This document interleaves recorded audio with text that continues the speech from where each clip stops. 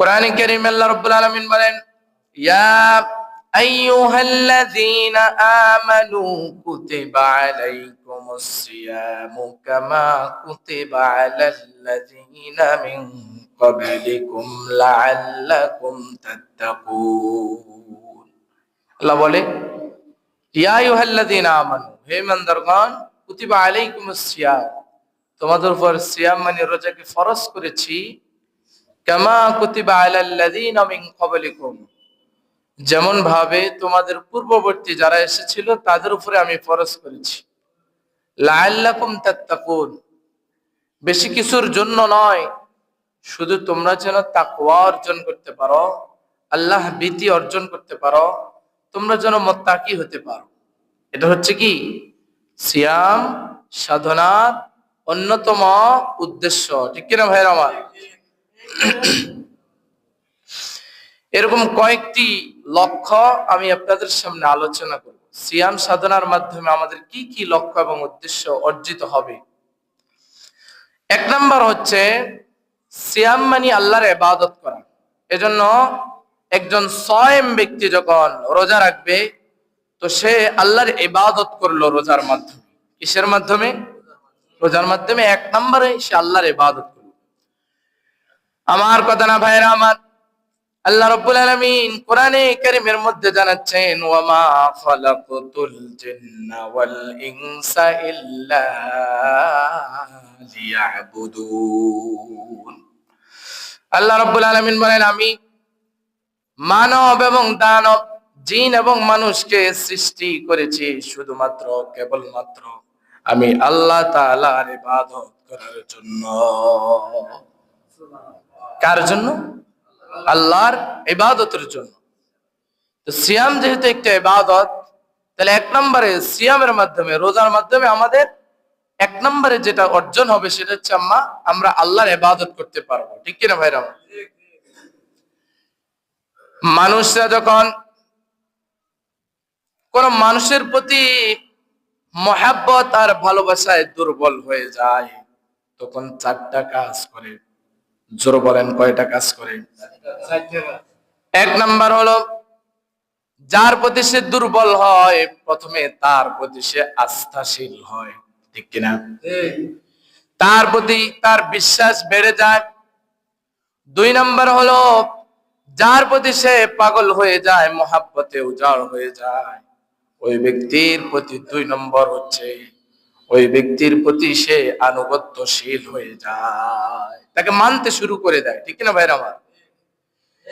তিন নাম্বার হলো, তার জন্য প্রয়োজনে ঘর বাড়ি ছেড়ে দেয়, ঠিক না বেঠিক?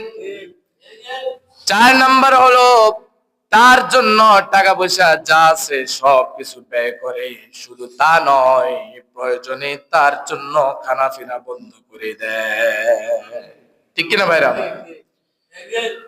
পত্রিকার পাতায় মাঝে মাঝে দেখবেন প্রেমিকের বাড়ির সামনে প্রেমিকার অনশন আছে না নাই? ধর্মঘট করে বসে আছে, আমার দাবি মানতে হবে, না মানলে আমি উপবাস থাকবো, কিচ্ছু খাবো না। আমার দাবি না মানা পর্যন্ত উপবাস থাকবো, প্রয়োজনে দাবি না মানলে উপবাস থাকতে থাকতে মৃত্যুবরণ করবো, আছে না নাই? অনুরূপ ভাবে যখন কোন মানুষ আল্লাহর প্রতি মহাব্বত আর ভালোবাসাকে উজাড় করে দিবে তখন এক নম্বরে সে আল্লাহর প্রতি আস্থাশীল হবে। আস্থা মানে হচ্ছে বিশ্বাস, আর বিশ্বাসের আরবি হচ্ছে ঈমান। বিশ্বাসের আরবি কি? আরে জোর কর না, বিশ্বাসের আরবি কি? কোন মুমিন যখন আল্লাহর প্রতি মহাব্বত এবং ভালোবাসা উজাড় করবে তার এক নাম্বার বৈশিষ্ট্য হবে সে আল্লাহকে বিশ্বাস করতে থাকবে, তার মানে হলো সে খাঁটি ঈমানদার হয়ে যাবে। দুই নাম্বার হলো আনুগত্যশীল হবে। আনুগত্য হচ্ছে নামাজ, আল্লাহ রাব্বুল আলামিনের প্রতি সে আনুগত্যশীল হবে, আল্লাহ রাব্বুল আলামিনের ইবাদত করবে, নামাজ পড়বে, আল্লাহ রাব্বুল আলামিনের হুকুমগুলো মানবে, হালালকে হালাল জানবে, হারামকে হারাম জেনে মানবে। কখনো সে মিথ্যা কথা বলবে না, ধোঁকাবাজি করবে না, অন্যের হক নষ্ট করবে না, মানুষের সম্পদ অন্যায় ভাবে সে জুলুম করে দখল করে খাবে না, ঠিক কিনা ভাইরা আমার? কারণ সে আনুগত্য করে কার? আর জোরে বলেন কার? যারা আল্লাহর আনুগত্য করে দুনিয়াতে আল্লাহর জমিনে তারা কোনোদিন অন্যের হক নষ্ট করে না, কারণ তারা চিন্তা করে অন্যের হক নষ্ট করলে আল্লাহ রাব্বুল আলামিনের আনুগত্য মানা হবে না। ঠিক কিনা ভাইরা আমার? 3 নাম্বার হলো যে কথা বলছিলাম, কোন মানুষ যদি কাউকে ভালোবাসে 3 নাম্বারে তার জন্য ঘর বাড়ি ত্যাগ করে। ঠিক কিনা ভাইরা আমার? তো কোন মানুষ যখন আল্লাহকে মহব্বত করবে 3 নাম্বারে সে আল্লাহর জন্য ঘর বাড়ি ত্যাগ করবে, তার মানে হলো আল্লাহর জন্য সে হজ এবং উমরা পালন করতে চলে যাবে। হজ এবং উমরার সময় আমরা কি নিজের ঘর বাড়ি নিয়ে যাই? জোরে বলেন না কেন? ঘর বাড়ি নিয়ে যাওয়া যায় নাকি? ঘর বাড়ি নিয়ে যাওয়া যায় না। অনুরূপ ভাবে মানুষ যখন আল্লাহর প্রতি আনুগত্যশীল হবে, আল্লাহকে যখন মহব্বত করবে, ভালোবাসবে, আল্লাহর ইবাদত করবে, তখন সে প্রয়োজনে ঘর বাড়ি ছেড়ে, তার মানে হলো সে আল্লাহর জন্য মক্কা গিয়ে হজ এবং উমরা পালন করে আল্লাহর প্রতি মহব্বত প্রকাশ করবে। ঠিক না ভাইরা? 4 নাম্বার হলো সে প্রয়োজনে তার সহায় সম্পত্তি, টাকা পয়সা যা কিছু আছে সবকিছু সে ব্যয় করবে। ঠিক না ভাইরা আমার? দুনিয়ার প্রেমিকার জন্য, গার্লফ্রেন্ডের জন্য বয়ফ্রেন্ড যেমন টাকা পয়সা খরচ করে, হাজার হাজার টাকার গিফট কিনে দেয়, দামি মোবাইল কিনে দেয়, আইফোন কিনে দেয়, আরো কত কিছু কিনে দেয়। আপনাদের সমাজে এগুলা নাই? কথা কন নাই? এরকম ছেলে নাই যে মেয়ের জন্য মোবাইল কিনে দেয় না? আপনাদের এলাকাতে নাই? আমাদের এলাকাতে আছে, এজন্য আমি বলতেছি। অনুরূপ ভাবে কোন মানুষ যখন আল্লাহকে মহব্বত করবে, ভালোবাসবে, তো সে আল্লাহর জন্য তার জমানো সম্পদ টাকা থেকে মাহে রমজানে অথবা রমজানের বাইরে যাকাত আদায় করে আল্লাহর জন্য সে খরচ করে। ঠিক না ভাইরা আমার? এই সম্পদের টাকা থেকে খরচ করবে কার জন্য? যাকাত মানে আল্লাহর জন্য খরচ করা। এই যাকাত যখন কোন ব্যক্তি দান করবে, তখন আল্লাহ রাব্বুল আলামিন খুশি হয়ে থাকে, তার সহায় সম্পত্তি আগের চাইতে বেশি গুণ বাড়িয়ে দিবে। সুবহানাল্লাহ বলতে পারলেন না ভাইরা আমার? এরপরে কোন মানুষ যখন মানুষের প্রতি মহব্বত আর ভালোবাসায় পাগল হয়ে যায়, শেষ পর্যন্ত তার জন্য সে খানা পিনা ছেড়ে দেয়। অনুরূপ ভাবে কোন বান্দা যখন আল্লাহকে মহব্বত করে, আল্লাহর ইবাদত করে, ইবাদত করতে করতে শেষ পর্যন্ত সে আল্লাহর জন্য খানা পিনা বন্ধ করে, তার মানে হলো মাহে রমজান। এই রমজানে আমরা উপবাস থাকি শুধুমাত্র কার জন্য? আর জোর বলেন কার জন্য? তার মানে আমরাও খানা পিনা বন্ধ করব কার জন্য? এটার মানে হলো আল্লাহ আপনার প্রতি আমাদের সমস্ত আনুগত্য, আমাদের সমস্ত ত্যাগ তিতিক্ষা, আমাদের সমস্ত ডেডিকেশন, আমাদের সমস্ত স্যাক্রিফাইস শুধুমাত্র কেবলমাত্র ওয়ানলি ওয়ান আল্লাহ আপনার জন্য। আপনি আমাদের উপর রাজি এবং খুশি হয়ে আমাদের জীবনের গুনাহগুলো ক্ষমা করে দেন, আমাদের জীবনের সমস্ত অন্যায় অপরাধগুলো মাফ করে দেন, আমাদেরকে সর্বশেষ আপনি আপনার মাগফিরাত, রহমত আর নাজাত দিয়ে ভরপুর করে দেন। ঠিক কিনা ভাইরা আমার? মাহে রমজানে রোজা রাখলে আল্লাহ 3টা জিনিস দান করেন: মাগফিরাত দান করেন, রহমত দান করেন, নাজাত দান করেন, এবং স্পেশাল ভাবে একটা জিনিস দান করেন। হাদিস শরীফের মধ্যে আছে, আল্লাহর নবী বলেন, হযরত আবু হুরায়রা রাদিয়াল্লাহু তাআলা আনহু থেকে বর্ণিত, তিনি বলেন, আল্লাহ রাব্বুল আলামিন বলেন যে ব্যক্তি আমার জন্য রোজা রাখে, আমি আল্লাহ তাআলা তাকে নিজ হাতে প্রতিদান দান করি। তার মানে হলো আল্লাহ যখন কোন বান্দাকে স্পেশাল ভাবে কোনো কিছু দান করবে, তাহলে অবশ্যই সেটা অনেক বেশি পরিমাণে করবে। সুবহানাল্লাহ বলতে পারলেন? as-sawmu li wa ana ajzi bihi yad'u shahwatahu wa ta'amahu min ajli। আল্লাহ বলেন, যে ব্যক্তি আমার জন্য রোজা রাখে, as-sawmu li, যে ব্যক্তি আমার জন্য রোজা রাখে, ওয়া আনা আজজি বিহি, এবং আমি নিজে তাকে প্রতিদান দান করব। সুবহানাল্লাহ, সুবহানাল্লাহ। এরপরে হাদিসের শেষের দিকে আছে, ইয়াদাউ শাহওয়াতাহু ওয়া তাআমাহু, যে ব্যক্তি আমার জন্য রোজা রাখে, রোজা রাখার পরে এই রোজা যেন না ভেঙে যায় সেজন্য সে খানা পিনা ত্যাগ করে এবং সে স্ত্রী সহবাস ত্যাগ করে, এত কষ্টের একটা জিনিস যে বান্দা আমার জন্য করবে, আমি বলে দিলাম ওই বান্দাকে আমি নিজ হাতে প্রতিদান দেব। সুবহানাল্লাহ। হাদিস শরীফের মধ্যে আছে, আরেকটা হাদিসের মধ্যে, কিয়ামতের দিন জান্নাতের একটা দরজা থাকবে, দরজার নাম হচ্ছে আর রায়হান। জোর বলেন দরজার নাম কি? কিয়ামতের দিন এই দরজা ডাকবে, আসো আসো।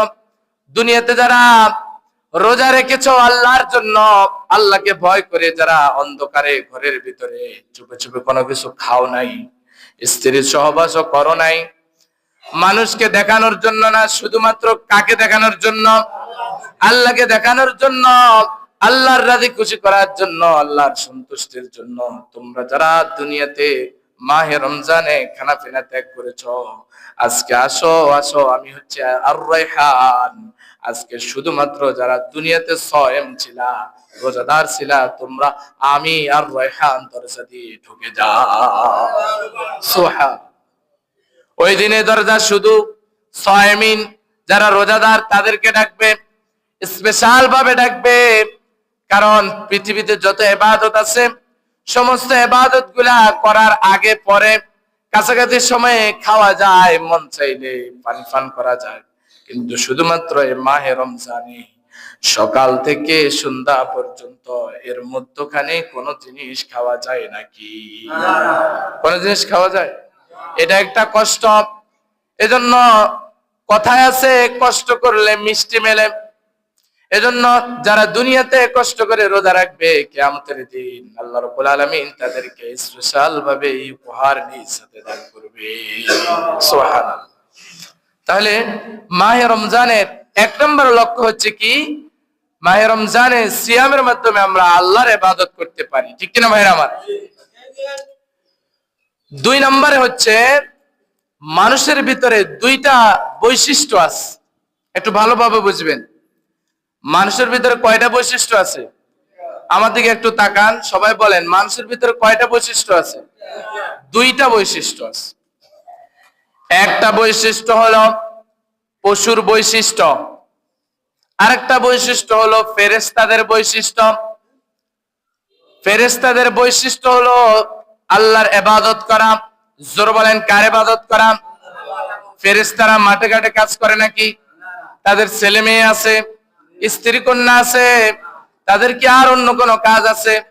তাদের কোনো কাজ নাই, তাদের একমাত্র শুধুমাত্র কেবলমাত্র একটাই কাজ, সেটা হচ্ছে আল্লাহর ইবাদত করা। ফেরেশতারা শুধু আল্লাহর ইবাদত করে। শুধু তাই না, আমরা মানুষের নিয়ম অনুযায়ী করি, সারাদিনে রাত দিনে 5 বেলা আমরা নামাজ পড়ি, বাকি সময় আমাদের ফ্রি আছে, মন চাইলে যে কোনো কাজ করতে পারি। কিন্তু ফেরেশতাদের কোনো ফাঁক নাই, ইবাদত করতেছে, করতেই আছে, রাত যার, মাস যার, দিন যার, কোনো খেয়াল তাদের নাই। ফেরেশতাদের কোনো খেয়াল নাই। কোন কোন দলের ফেরেশতা আছে এরা শুধু আল্লাহ পাকের সিজদায় অবনত আছে, কেউ আছে এরা শুধু রুকু করতে আছে, যখন থেকে এদেরকে আল্লাহ পাক সৃষ্টি করছে তখন থেকে এরা শুধু রুকুই করতে আছে। আবার কেউ আছে শুধু আল্লাহ পাকের তাসবিহ সুবহানাল্লাহ সুবহানাল্লাহ পড়তে আছে, কেউ আলহামদুলিল্লাহ পড়তে আছে, কেউ আল্লাহু আকবার পড়তে আছে। এভাবে যাকে যে ইবাদত দেওয়া হয়েছে, আল্লাহ পাকের প্রশংসা দেওয়া হয়েছে, সে ওই ইবাদত জন্মের পর থেকে এখন পর্যন্ত করতেই আছে। জন্ম মানে এদেরকে আল্লাহ যখন থেকে সৃষ্টি করছে তখন থেকে এরা ইবাদত করতেই আছে। এটা হচ্ছে ইবাদত করা হচ্ছে ফেরেশতাদের বৈশিষ্ট্য। জোর বলেন কার বৈশিষ্ট্য? এই ইবাদত মানুষের ভিতরে আছে না নাই? বুঝেন না মনে হয়? আমাদের ভিতরে ইবাদত আছে না? আরেকটা বৈশিষ্ট্য আছে, এটা হলো পশুর বৈশিষ্ট্য। গরু ছাগল বাচ্চা জন্ম দেয় কিনা? কথা বলেন। খাওয়া দাওয়া করে কিনা? পায়খানা প্রস্রাব করে কিনা? এগুলা হচ্ছে গরু ছাগল যেমন করে মানুষরাও তেমন করে। এজন্য কিতাবের ভাষায় এটাকে বলা হয় গরু ছাগলের বৈশিষ্ট্য, মানে পশুর বৈশিষ্ট্য। এটাও মানুষের ভিতরে আছে না? না আছে না? এটা আমরা তো সন্তান জন্ম দিই না? আমাদের স্ত্রী আছে না? আমাদের তো খানা দানার প্রয়োজন হয়, আছে না? কিন্তু বুঝে থাকলে বলবেন আল্লাহ রাব্বুল আলামিন আমাদেরকে এই দুইটা বৈশিষ্ট্য দিয়ে পাঠিয়েছেন, ফেরেশতাদের বৈশিষ্ট্য, পশুর বৈশিষ্ট্য। কিন্তু এই দুইটা থেকে কোনটা আমাদের জীবনের লক্ষ্য এবং উদ্দেশ্য? বলেন তো দেখি, ফেরেশতাদের বৈশিষ্ট্য নাকি পশুর বৈশিষ্ট্য? ফেরেশতাদের বৈশিষ্ট্য না, এটাই হচ্ছে আসল, এটাই হচ্ছে ইবাদত, এটাই হচ্ছে আমাদের উদ্দেশ্য। কিন্তু এই ফেরেশতাদের বৈশিষ্ট্যকে প্রকাশ করার জন্য যেটা প্রয়োজন সেটাই হচ্ছে পশুর বৈশিষ্ট্য। ইবাদত করার জন্য খেতে হবে না, ইবাদত করার জন্য স্ত্রী সহবাস, ইবাদত করার জন্য আমাদের ইনকাম করা, ইবাদত করার জন্যই তো আমাদের সুস্থতা অসুস্থতার জন্য ওষুধ সেবন করা, ঠিক কিনা ভাইরা আমার? এটা হচ্ছে প্রয়োজন। পশুর বৈশিষ্ট্য এটা হচ্ছে কি প্রয়োজন, কিন্তু আমাদের আসল হচ্ছে আল্লাহর ইবাদত করা, ফেরেশতাদের বৈশিষ্ট্য। ভাইরা আমার, এবার আসেন মূল কথায়। সিয়ামের মাধ্যমে আল্লাহ রাব্বুল আলামিন আমাদের অন্তর থেকে, আমাদের শরীর থেকে, আমাদের জীবন থেকে পশুর বৈশিষ্ট্যকে এক পাশে রেখে ফেরেশতাদের বৈশিষ্ট্য আমাদের ভিতরে ঢুকায়া দেয়। বুঝতেছেন না ভাই? কোন মানুষ যখন সুবে সাদেকের সময় ভোর রাতে উঠে যখন সাহারি করে, এরপরে সূর্যাস্ত দেওয়া পর্যন্ত, সন্ধ্যা ইফতারের আগ পর্যন্ত ওই ব্যক্তি কি খানা পিনা করতে পারে নাকি? খানা পিনা কার বৈশিষ্ট্য? পশুর বৈশিষ্ট্য। এরপরে সকাল থেকে সন্ধ্যা পর্যন্ত কেউ স্ত্রী সহবাস করতে পারে না, এটাও কার বৈশিষ্ট্য? পশুর বৈশিষ্ট্য। শুধুমাত্র একটা জিনিস করতে পারে, সেটা হচ্ছে ইবাদত, আর এই ইবাদত হচ্ছে ফেরেশতাদের বৈশিষ্ট্য। তার মানে বোঝা গেল রমজানের সিয়ামের মাধ্যমে আল্লাহ রাব্বুল আলামিন আমাদের থেকে ফেরেশতাদের বৈশিষ্ট্যকে ঢুকাইয়া পশুর বৈশিষ্ট্যকে বের করে দেয়, ঠিক কিনা ভাইরা? কথা বুঝেন নাই? পশু খানা পিনা করে, পশু স্ত্রী সহবাস করে, তার চাহিদা আছে। কিন্তু একটা মানুষ যখন রমজান রোজা রাখে, সে কি স্ত্রী সহবাস করতে পারে, খাওয়া দাওয়া করতে পারে? তার মানে এটা পশুর বৈশিষ্ট্য। এই সিয়াম সাধনার মাধ্যমে আমরা রমজানে পশুর বৈশিষ্ট্যকে দিনের বেলা আমরা বাদ দিয়া ফেরেশতাদের বৈশিষ্ট্যকে গ্রহণ করি, ঠিক কিনা ভাইরা আমার? এটা হচ্ছে 2 নম্বর উদ্দেশ্য। 3 নম্বর হলো, প্রত্যেকটা জিনিস যখন বানানো হয় তার মধ্যে 4টা ম্যাটেরিয়াল থাকে। জোর বলেন, কয়টা ম্যাটেরিয়াল? 4টা উপাদান থাকে। আগুন, পানি, মাটি, বাতাস, 4টা জিনিস দিয়া মানুষকেও আল্লাহ রাব্বুল আলামিন তৈরি করেছে, ঠিক না ভাই? আমাদেরকে আল্লাহ তৈরি করছে কয়টা জিনিস দিয়া? 4টা জিনিস দিয়া। আগুন, পানি, মাটি, বাতাস, এই 4টা ম্যাটেরিয়াল দিয়ে আমাদেরকে আল্লাহ রাব্বুল আলামিন তৈরি করছে, ঠিক কিনা ভাইরা আমার? মাহে রমজানে এই 4টা জিনিসের 4টা খাসিয়ত আছে, বৈশিষ্ট্য আছে। এগুলাকে মাহে রমজানে সিয়াম সাধনার মাধ্যমে আল্লাহ রাব্বুল আলামিন এগুলা দূর করতে মানুষদেরকে আল্লাহ তাআলা সহযোগিতা করেন। আগুনের স্বভাব হচ্ছে অহংকার। জোর বলেন, আগুনের স্বভাব কি? নিচের দিকে দিবেন, উঠবে কোন দিকে? উপরের দিকে। এটা হলো অহংকারের লক্ষণ। এজন্য আগুনের স্বভাব হলো অহংকার। মানুষের ভিতরে যেহেতু আগুন দিয়া তৈরি করছে, এজন্য মানুষের ভিতরে অহংকার আছে না নাই? অহংকার আছে না ভাই? আপনাদের এলাকাতে অহংকার নাই এরকম কোন ব্যক্তি আছে নাকি? আছে? বুকে হাত দিয়ে বলতে পারবেন যে হুজুর আমার ভিতরে কোনো অহংকার নাই? বলতে পারবেন? পারবো না। এজন্য আল্লাহ রাব্বুল আলামিন অহংকার দূর করার জন্য একটা ইবাদত দিয়েছেন। এই ইবাদতের নাম হচ্ছে নামাজ। অহংকার দূর হয় কিসের মাধ্যমে? নামাজের মাধ্যমে। কোন অহংকারী ব্যক্তি যখন ওযু করে সুন্দর করে মসজিদে এসে নামাজ আদায় করার জন্য হাত দুইটা এভাবে কান পর্যন্ত নিয়ে যায়, সে যেন এটা বোঝাতে চায় যে আমার কোনো অহংকার নাই, আল্লাহ আপনার সামনে কানে ধরলাম, আপনি আমাকে অহংকার থেকে মুক্ত করেন। এরপরে যখন রুকুতে যায় মাথাটাকে আল্লাহর কাছে অবনত করে দেয় যে আল্লাহ আপনার কাছে মাথা নত করলাম, আমার ভিতরে কোনো অহংকার নাই, আমি কোনো অহংকার করতে চাই না। সমস্ত অহংকারের মালিক হচ্ছেন একজন, তিনি কে? আল্লাহ। সমস্ত অহংকারের মালিক কে? আল্লাহ। আল্লাহ। আল্লাহ চাইলে অহংকার দেখাতে পারবে। এরপরে মানুষ যখন সেজদায় যায়, তার দেহের সবচাইতে দামি অঙ্গ মাথা, এই কপাল পৃথিবীর কারো কাছে নত করা যায় না, শুধুমাত্র নত করা যায় একজনের কাছে, তিনি কে? আল্লাহ। এই দামি মাথা নামাজের ভিতরে নত করি আমরা কার কাছে? আল্লাহর কাছে নত করি এবং বুঝাতে চাই, আল্লাহ আমার ভিতরে কোনো অহংকার নাই। আমি কানে ধরলাম, আমার ভিতরে কোনো অহংকার নাই, মাথা অবনত করলাম, শেষ পর্যন্ত আপনার কুদরতি পায়ে আমার শরীরের সবচাইতে দামি অঙ্গ অবনত করে দিলাম এবং আমি বলতে চাই যে আমার কোনো অহংকার নাই, সমস্ত অহংকারের মালিক একজন আপনি। ঠিক না বেঠিক বেরাও? এজন্য মানুষের ভিতরে অহংকার থাকলে বেশি বেশি কি পড়তে হবে? নামাজ পড়তে হবে। নামাজ পড়লে অহংকার দূর করে দিবেন কে?